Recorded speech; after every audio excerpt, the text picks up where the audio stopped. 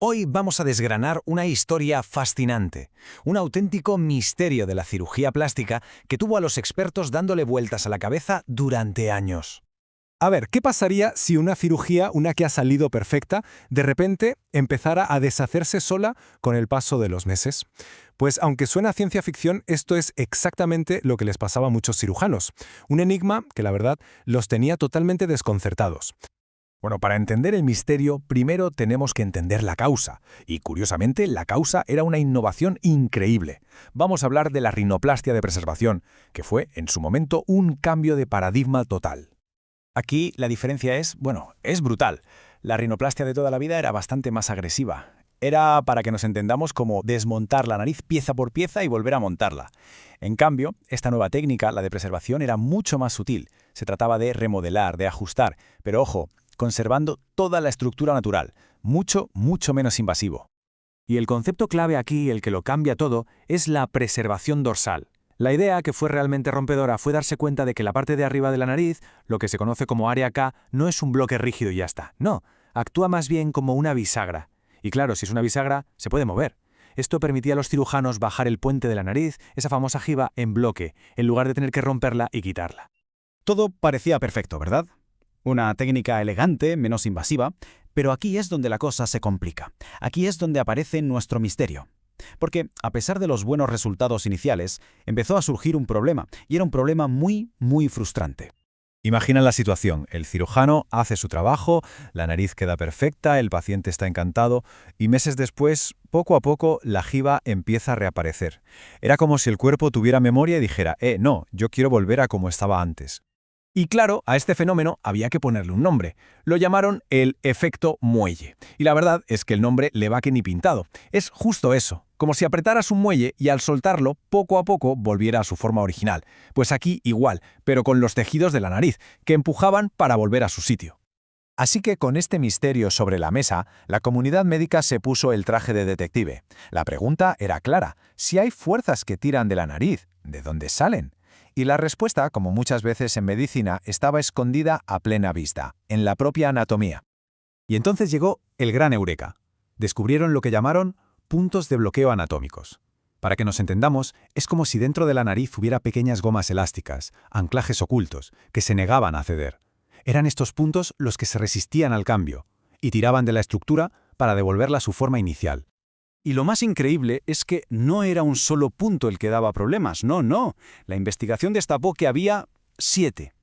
7 puntos de bloqueo diferentes. Esto nos da una idea de la complejidad del asunto. Ya no valía con una solución general, había que ser súper preciso. Vale, ya tenemos a los culpables. Ahora, ¿cómo los neutralizamos? Porque claro, una vez que sabes dónde están los problemas, el siguiente paso es encontrar una solución. Y no una solución cualquiera, sino una específica para cada uno de esos 7 puntos. Vamos a ver un ejemplo para que quede súper claro. Hablemos del área clave lateral. En esta zona las conexiones de tejido eran densísimas, muy fuertes. Actuaban básicamente como unos ligamentos que estaban demasiado tensos y no dejaban que esa bisagra de la que hablábamos antes se moviera libremente. La bloqueaban, vaya. La solución para esto es, tiene hasta un nombre poético, la maniobra de la bailarina. Y es que es justo eso, un movimiento muy delicado. Consiste en liberar esas conexiones, en soltarlas. Es como cuando estiras un músculo que tienes muy cargado. Al liberarlo, el dorso de la nariz por fin se relaja y puede asentarse en su nueva posición, ya plana. Pero, ojo, que había más trampas. Por ejemplo, una piececita de hueso súper pequeña, el llamado triángulo de Webster, pues esta minucia, si no se tenía en cuenta, actuaba como un tope, como una cuña que impedía, físicamente, que toda la pirámide nasal bajara y se colocara en su sitio. Un pequeño detalle con consecuencias enormes. Y aquí está la genialidad de todo esto. No se inventó una solución para todo, sino que se diseñó una para cada problema concreto. O sea, que si el problema era unos bordes de hueso demasiado gruesos, pues se cambiaba la forma de cortar. Que el problema era el triángulo de Webster, pues se quitaba. Cirugía de precisión en estado puro. Y así, uniendo todas estas piezas del puzzle, la historia cambia por completo. Los cirujanos pasaron de la frustración de no entender qué pasaba a tener un control total sobre la técnica. Y lo más importante, a conseguir resultados que no solo eran buenos al principio, sino que se mantenían en el tiempo. Y no es solo una sensación, ¿eh? Los números hablan por sí solos. Hay un estudio clave, el de Tunzel y su equipo, que lo deja clarísimo. Al empezar a aplicar todas estas soluciones, la tasa de narices que volvían a tener giba, ese efecto muelle, se desplomó. Pasó de más de un 12% a poco más de un 5%. La diferencia es enorme. Una prueba irrefutable de que habían dado en el clavo. Entonces, ¿cuál es la moraleja de esta historia? Pues que la clave del éxito es doble. Por un lado, hay que ser un detective y liberar, metódicamente, todos y cada uno de esos puntos de tensión ocultos.